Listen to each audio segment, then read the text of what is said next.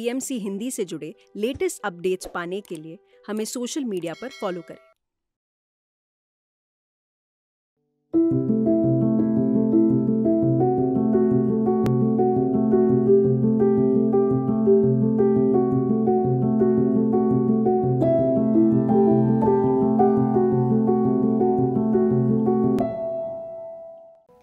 Hello, welcome, नमस्कार। आप सभी का स्वागत है आपके अपने फेवरेट शो मेरी कलम में। एक ऐसा शो जहां हम मिलते हैं उन तमाम राइटर्स से जिन्होंने अपने थॉट को, अपने विचारों को और अपनी सीख को एक पेपर पर लिखा और सभी के लिए एक नया सबक तैयार कर दिया, एक नया ज्ञान तैयार कर दिया ताकि उनकी जिंदगी में बदलाव आ सके।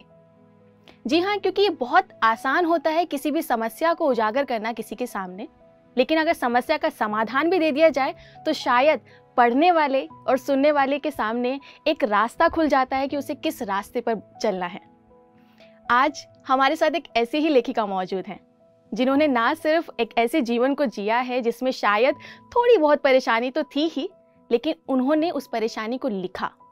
परेशानी को लिखने के साथ साथ उन्होंने उस परेशानी से बाहर कैसे निकलना है इसका सबक भी लिखा है।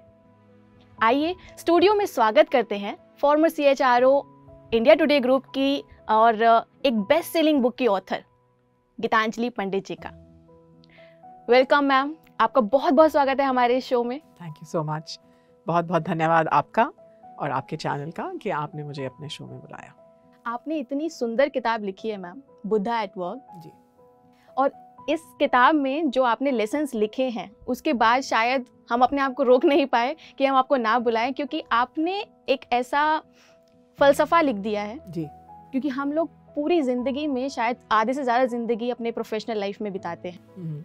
एक ऐसा समय, एक ऐसा दौर जब हम बहुत ज़्यादा स्ट्रेस्ड होते हैं, हमें समझ नहीं आता कि हमें नौकरी करनी है या नहीं करनी है, नौकरी करनी भी है तो उसमें कैसे रहना है। तो सबसे पहले तो मैं जानना चाहूँगी कि आपने बुद्धा एट वर्क जो किताब लिखी, जो आपकी ज़िंदगी से कहीं ना कहीं जुड़ी हुई है, जी, बहुत ज़्यादा, इसे एक किताब का जो रूप दिया है आपने, इसके पीछे के क्या विचार थे? देखिए, मैं बहुत मुश्किल टाइम से निकली, बहुत मुश्किलों का सामना करना पड़ा एक समय पे, और मुझे जो फ़लसफ़ा मिला जिसने मुझे मुश्किल से बाहर निकलना सिखाया, उस फ़लसफ़े की वजह से मैं अपना करियर रीस्टार्ट कर पाई 2001 में। और 2001 से 2015 तक मैंने बहुत तरक्की, बहुत कामयाबी हासिल की अपने काम में एज एन HR प्रोफेशनल। और मैंने ये देखा लोगों की ज़िंदगी में कि जो स्ट्रगल मेरी रही वो सिर्फ मेरी नहीं थी। काम पे जाने वाला हर व्यक्ति, वो हमारा ऑफिस सपोर्ट स्टाफ हो जी, वो हमारे CEO हों, वो मैनेजिंग डायरेक्टर हों, कुछ भी हो, देश के प्रधानमंत्री हों, हर किसी की एक बहुत यूनिक स्ट्रगल रहती है on a day to day basis.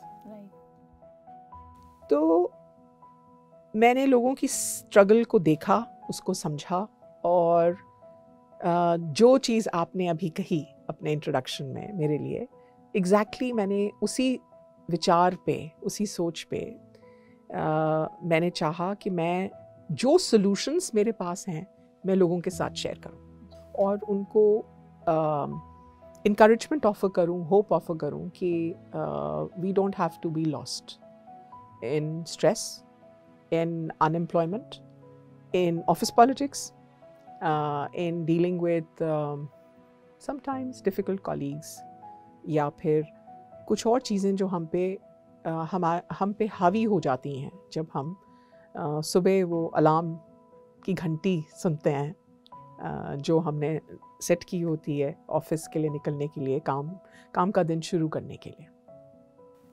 तो आपने उन सभी मुश्किलों को कैसे पार करना है, इसके लिए एक फॉर्मूला हमें दिया है। जी। आपका एक HR से राइटर बनने का जो सफ़र है, पहले तो कि आपने चूज़ किया राइटर बनना, जी, लेकिन जो एक सफ़र शुरू हुआ, जी, आपने कहा कि आपने खुद भी कुछ अनुभव किए, आपने बताया कि लोग ऐसे अनुभव करते हैं, जी, लेकिन इतने समय से चल तो रहा था ये। हम अपने दिन के 24 में से 8-9 घंटे अपने काम में ही देते हैं। बहुत लकी हैं अगर आप सिर्फ हिंदुस्तान में रहते हुए आप सिर्फ 8-9 घंटे दे रही हैं। ये दुनिया में जाना जाता है कि सबसे ज़्यादा घंटे काम पे देने वाले लोग जो हैं वो इंडियंस हैं। इवन यूथ भी, लाइक बिल्कुल। बहुत यंग एज में लोग अपने बिल्कुल। नौकरी को चूज करते हैं जी और उसमें परस्यू करते हैं। जी, क्योंकि ये हमारा माइंडसेट है। हम काम को काम में इंजॉयमेंट कम ढूंढते हैं और काम को ज़रिया बनाते हैं हम अपनी लाइफ बेटर करने का, जो कि एक बहुत सीधा कोरिलेशन है हमारी अर्निंग्स के साथ। और अगर आप ये देखें तो हमारे देश में सारी लर्निंग जो है वो हमारी अर्निंग से जुड़ी हुई है। बहुत कम लोग होते हैं जो पढ़ाई इसलिए करते हैं कि उनको कुछ सीखना है, कुछ अपनी लाइफ में बेटर करना है और शायद किसी और के साथ वो चीज़ शेयर करनी है या दुनिया को बेटर करना है, दुनिया को बेटर बनाना है। लेकिन हम सब हिंदुस्तान में इस होड़ में ज़्यादा हैं कि किस तरह से हम पढ़ाई करें और वो पढ़ाई करें जो हमें सबसे ज़्यादा आमदनी दे पाए। तो अगर हमारा फोकस जो है वो आमदनी की तरफ रहेगा तो जाहिर सी बात है कि हमारा स्ट्रेस लेवल जो है वो ज़्यादा रहेगा। और उस होड़ में, क्योंकि ये हमारे कल्चर का एक हिस्सा बन चुका है, हम ये सोचते हैं कि जो सबसे ज़्यादा देर तक ऑफिस में रहे वो बेस्ट एम्प्लॉई है। तो एक ये हमारी सिस्टम की बहुत बड़ी शॉर्ट साइटेडनेस हो जाती है कि हम प्रोडक्टिविटी कम, आउटकम कम देखते हैं और हम वो घंटों के हिसाब से उसको तोलना शुरू कर देते हैं। शायद मुझे मेरे ये HR कॉलीग्स को भी HR फ्रेटर्निटी को बात खले, लेकिन दिस इज़ हाउ हमारी कल्चर बहुत ज़्यादा डेवलप हो चुकी है। पर यहाँ एक सवाल ये उठता है कि क्या काम करने वाले ने ये सोचा है कि मैं ज़्यादा काम करूँगा तो शायद मुझे अच्छी सैलरी मिल सकेगी, या काम करवाने वाले ने एक ऐसी सिचुएशन क्रिएट कर दी है?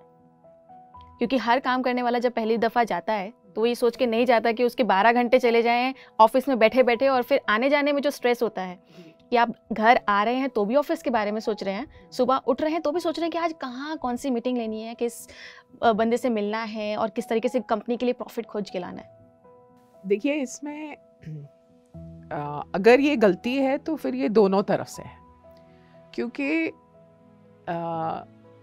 जो काम करने वाले हैं वो इस होड़ में हैं कि देखिए मैं अपने बॉस को किस तरह से इम्प्रेस कर सकता हूँ। और एक प्रॉब्लम जो मैंने अपने पूरे HR करियर में ऑब्ज़र्व करी और मैं बहुत अम्यूज़्ड हूँ इस इशू को लेके, कि देखिए महिलाएं जो हैं वो अपने काम में बहुत ऑर्गेनाइज्ड होती हैं। मोस्टली मैंने बहुत कम लेडीज़ देखी हैं जो टाइम वेस्ट करना पसंद करती हैं ऑफिस में, और फिर उनको एक अर्जेंसी होती है, एक वो जल्दी में होती हैं कि वो ऑफिस का काम ख़त्म करके वो घर जाएं, जहाँ शायद उनका एक और काम का सिलसिला शुरू होता है। लेकिन men don't have this problem। तो जो काम खींचना चाहते हैं ऑफिस में वो यूजुअली मेन होते हैं। ठीक है। तो मीटिंग जो कॉल करेगा 5:30 या 6 o'clock वो यूजुअली कोई मेल बॉस करता है। देखिए, मैं स्टीरियोटाइप नहीं करना चाह रही किसी को, और ना मेरी कोई मंशा है कि किसी को मैं हर्ट करूं, लेकिन ये एक इंटरेस्टिंग फैक्ट है, इंटरेस्टिंग ऑब्जर्वेशन है। आप देखिएगा अपने इर्द गिर्द कि यूजुअली ऐसा होता है। तो अगर output, outcome, productivity norms clear नहीं है तो ये खेल चलता रहेगा। और फिर क्योंकि मेरा बॉस जो है वो भी तो उसका भी तो कोई बॉस है, तो उसको भी एक ये प्लेटफॉर्म क्रिएट करना है कि मेरी टीम कितना काम कर रही है, हम सब कितना काम कर रहे हैं, तो फिर वो ये चीज़ बढ़ती चली जाती है। जैसे एक वो चलता रहता है। जैसे समाज में कई सारी चीज़ें और चलती रहती हैं और कोई उसको कभी कन्फ्रंट नहीं करता या तोड़ने में बहुत टाइम लग जाता है। तो ये एक माइंडसेट है। अच्छा, हिंदुस्तान में कम्यूटिंग टाइम सबसे ज़्यादा आप मान सकते हैं कि हिंदुस्तान उन देशों में आता है जहाँ कम्यूट का time to and fro from work बहुत ज़्यादा है as compare to any other international norms. So कुछ एक देशों के बीच में आता है, मैं अभी मुझे ध्यान नहीं आ रहा कि एग्जैक्ट नंबर क्या है, but it's amongst the highest in the world जो हमारा कम्यूटिंग टाइम है। तो आप अगर दोनों चीज़ों को क्लब कर दें तो हमारी क्वालिटी ऑफ लाइफ क्या है? बहुत कम। तो क्या आपको समय मिला कि आप थोड़ा सा समय अपने साथ बिताएं, अपने थॉट्स को कहीं लिखें? क्या आपको समय मिला कि आप थोड़ी सी मेडिटेशन करें, थोड़ा सा प्राणायाम करें अपने माइंड को काम रखने के लिए? क्या आपको समय मिला 4 सूर्य नमस्कार करने के लिए या कुछ और फॉर्म ऑफ एक्सरसाइज करने के लिए? वो नहीं मिल सकता because of the commute and because of the pressure. तो फिर क्या होगा?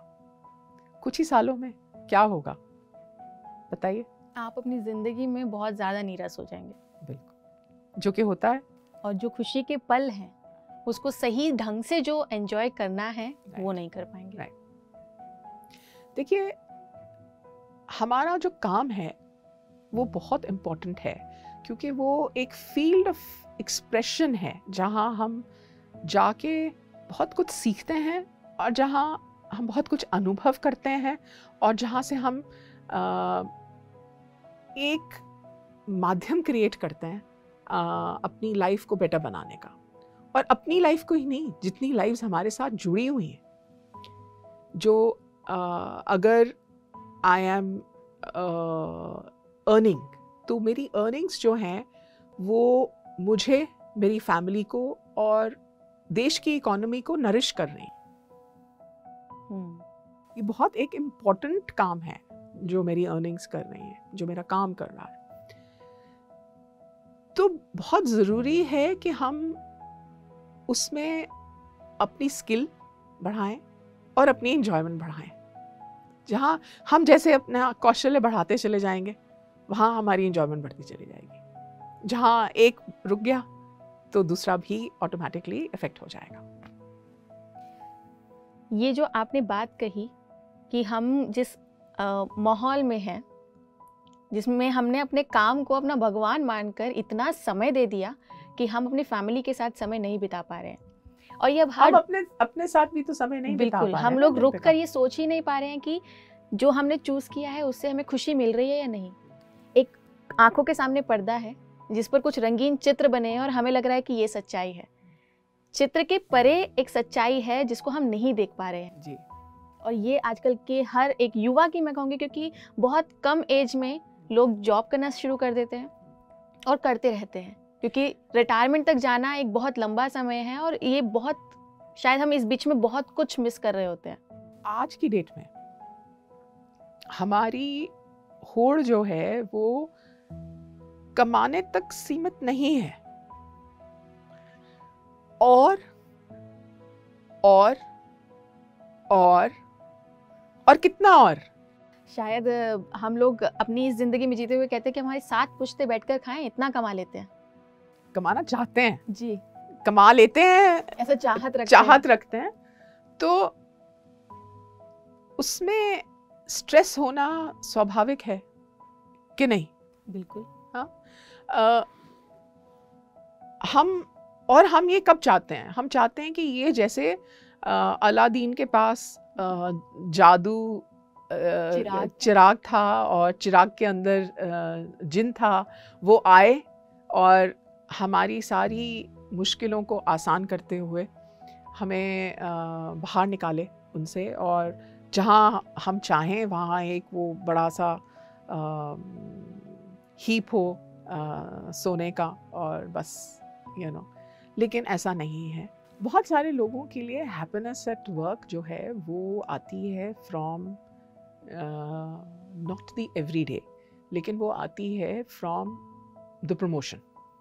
From the double digit increment, ठीक है, from the new job, from the performance incentive, from the bonus, और from the foreign trip, from अगर फॉरेन ट्रांसफर हो जाए तो नथिंग लाइक इट। तो आप मुझे एक बात बताइए कि 365 दिन में कितनी प्रमोशंस होती हैं? एक एम्प्लॉय का शायद एक बार। वो फॉरेन ट्रिप, वो परफॉर्मेंस बोनस, वो इंसेंटिव, वो सब, वो भी शायद एक बार। तो 365 दिन में वो चीज जो एक बार होगी, और प्रमोशन हर साल नहीं होता, कोई ज़रूरी नहीं है, यूजुअली नहीं होता, तो क्या हम बाकी के दिन दुखी रहेंगे? क्योंकि देखिए, आपने तो कह दिया कि हमारी जो खुशी है, हमारी जो हैप्पीनेस है, वो लिंक्ड है उस चीज़ के साथ जो साल में एक बार होगी या 2 साल में एक बार होगी।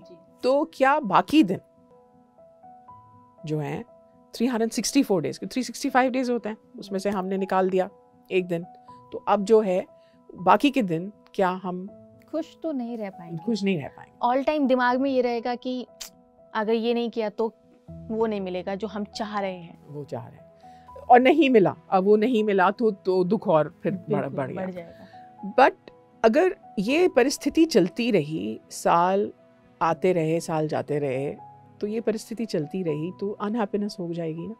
अनहैप्पीनेस की तरफ हम और अग्रसर होते जा रहे हैं। बिल्कुल। तो जब तक हमने ये नहीं जाना, जैसे आपने जाना, कि हैप्पीनेस तो मेरे को आज काम में है, नॉट कि मेरे को प्रमोशन मिलेगी तब हैप्पीनेस आएगी, नॉट कि मुझे वो डबल डिजिट का इंसेंटिव मिलेगा तो हैप्पीनेस मिलेगी, नॉट कि हाँ मेरे को जब मेरे बॉस ने मेरी प्रशंसा करी तभी मुझे हैप्पीनेस मिलेगी, नॉट कि जब मैं फॉरेन ट्रिप पे जाऊंगी ऑफिस की तरफ से तब मुझे हैप्पीनेस मिलेगी। तो अगर मैंने उनसे डीलिंक कर दी अपनी हैप्पीनेस, तो फिर बहुत पॉसिबिलिटी बढ़ जाती है कि 365 डेज में कम से कम 265 डेज मैं एंजॉयमेंट से काम कर सकती हूँ। जो आपने ये किताब लिखी उसमें आपने कहा कि एक काम करने वाले इंसान को बुद्धा की तरह होना चाहिए। बुद्धा तो बहुत शांत थे, अपने आप की खोज में थे जी, और हर सिचुएशन में बहुत पेशेंस के साथ वो शायद डिसीजन लेते थे। हम लोगों ने कभी उनको देखा नहीं, उनकी शिक्षाएं ही हम लोगों ने पढ़ी हैं। बिल्कुल बिल्कुल। लेकिन जब एक वर्क एनवायरनमेंट में आपके साथ में बैठा हुआ इंसान आपको बुली कर रहा है, अननेसेसरी आपके काम को ख़राब बता रहा है, या आजकल बहुत कॉमन हो गया है कि कोई एम्प्लॉय अपने बॉस को जाके किसी और के बारे में चुगली भी कर रहा होता है, ऐसे टॉक्सिक एनवायरनमेंट में बुद्धा कैसे बनना है, ये सबसे बड़ा सवाल है। तो बहुत सारी चीज़ें बुद्धा की लाइफ में ऐसी थी, ऐसी घटित हुई, और उन्होंने जो प्रचार किया वो बहुत ज़्यादा प्रैक्टिकल और बहुत ज़्यादा scientific, based on human psychology है। अगर दुनिया में कोई growth coach, self mastery coach हुआ है तो इट वाज गौतम बुद्धा, जिनका जन्म आज से 2600 साल पहले जी आप मान सकते हैं, बिटवीन 2500 टू 2700 ईयर्स अगो। ठीक है, आप मानिए कि वो जीवित थे और उन्होंने उस टाइम में प्रचार किया, क्योंकि वो उनकी डेथ उनके 80 साल पूरे होने के बाद हुई थी। तो उन्होंने 46 ईयर्स टीच किया। तो सबसे पहली बात बुद्धा ने ये बोली कि भाई राइट थिंकिंग होना बहुत ज़रूरी है। यूजुअली देखा वही जाता है कि पॉलिटिक्स करता कौन है? जो इनसिक्योर हो या जिसके माइंड में कुछ मलाल हो मुझे लेके। तो अगर माइंड में मलाल है मुझे लेके, तो क्या मैं उससे बात करके इस चीज़ को सॉर्ट आउट कर सकती हूँ, समझ सकती हूँ कि भाई मैंने ऐसा क्या किया कि मैंने कहीं आपको हर्ट कर दिया। और बहुत कॉमन है कि हम किसी को जाने अनजाने में हर्ट कर जाते हैं, और वो जो हर्ट है, वो घाव एक अंदर ही अंदर कई बार फेस्टर करता रहता है, और वो निकलता कैसे है? उस चुगली में जो उसने जाके मेरे बॉस को की या हमारे बॉस को करी, क्योंकि कहीं मैंने उनको एक्नॉलेज नहीं किया। यूजुअली अगर मैं क्लियर हूं अपनी थिंकिंग में, तो right thinking, right perspective, 8 steps थे ना, मैं करेक्ट हूं उसमें? बिल्कुल बिल्कुल। तो मेरा पर्सपेक्टिव जो है वो मुझे काम रखेगा, अगर वो राइट है तो। राइट स्पीच क्या? मैंने सबके साथ आदर बात करी, मैंने किसी को डिसमिस नहीं किया बहुत बार, और ये मुझे अपने आप को कई बार चेक करना पड़ता है, क्योंकि देखिए मैंने मैं रिसर्च कर चुकी हूँ, आपने कहा मैं CHRO रह चुकी हूँ बहुत, तो मैं कई बार अपनी जल्दी में किसी की बात ना सुनूं तो लोग हर्ट हो जाते हैं, क्योंकि मैं जल्दी में हूँ जी। नॉट कि मैं डिसरिस्पेक्टफुल हूँ, बट वो जो मैसेज कम्युनिकेट होता है, वो कम्युनिकेट ये होता है कि भाई शी डज नॉट रिस्पेक्ट मी, ये सोचती हैं कि इनको ही सब पता है, मुझे नहीं पता, यही हमें इम्पोर्टेंस नहीं है। ठीक है, तो मैंने अपने अंदर ये चीज़ जब जानी, तो मैंने इसको करेक्ट करने की कोशिश करी कि मुझे सबकी बात बहुत ध्यान से सुननी है। वो मेरे से यंग हो, क्योंकि एक एज में हम बहुत यंग लोगों को, जहाँ एज गैप ज़्यादा हो जाता है, हम सोचते हैं कि सारी दुनिया भर की विजडम, एक्सपीरियंस, तजुर्बा भैया मुझे है ना जी। या फिर हम वर्क प्लेस में विजडम, एक्सपीरियंस के साथ इक्वेट कर देते हैं, हम लर्निंग भूल जाते हैं। नॉट कि आपका एक्सपीरियंस कितना है, भाई आपकी लर्निंग क्या है, आप शेयर करिए। और हमें हर किसी से कुछ ना कुछ सीखने की एक मंशा रखनी चाहिए, क्योंकि उस मंशा से हमारी रिलेशनशिप्स इम्प्रूव होती हैं, हम बेटर होते हैं। आप यहाँ पर आए, अपना विजडम हमारे साथ शेयर किया, अपना समय दिया, इसके लिए thank you so much. My pleasure, thank you so much for having me. तो दोस्तों, अभी इस बातचीत में बहुत कुछ है खास। हम जानेंगे कि किस तरह से वर्तमान समय में जो हमारे सामने समस्या आ रही है टेक्नोलॉजी बेस्ड, इसमें हम अपने आप को कैसे संतुलित रखें, कैसे खुद को आगे बढ़ाएं और अपने लिए तरक्की के मार्ग ढूंढें। आप बने रहिए हमारे साथ, मिलेंगे अगले एपिसोड में इसी बातचीत को कंटिन्यू करते हुए। तब तक के लिए देखते रहिए PMC हिंदी। नमस्कार। तो मैम, जैसा कि हम लोग बहुत देर से यही बात कर रहे हैं कि हम अपना ज़्यादातर समय, अपना ज़्यादातर इंटरेस्ट अपने काम में बिता रहे हैं, ऐसे में परिवार इस रेस में थोड़ा सा पीछे छूट जाता है जी। तो अपनी वर्क लाइफ में और पर्सनल लाइफ में बैलेंस कैसे बिठा के रखना चाहिए? देखिए, हम सब खुद अपनी प्रायोरिटीज़ तय करते हैं, हम सब खुद डिसाइड करते हैं कि हमें समय का क्या उपयोग करना है और कितना बेहतर उपयोग करना है। तो अगर मैंने रात को 2:30 बजे तक नेटफ्लिक्स देखा और अगले दिन काम पे मुझे 8 बज गए और घर लौटते लौटते 9 बज गए, तो आप सोच सकती हैं कि मेरे पास ना वो एनर्जी है, ना वो समय है जो मैं अपने परिवार को ठीक से दे पाऊँ। PMC हिंदी, बदले जीवन, बदले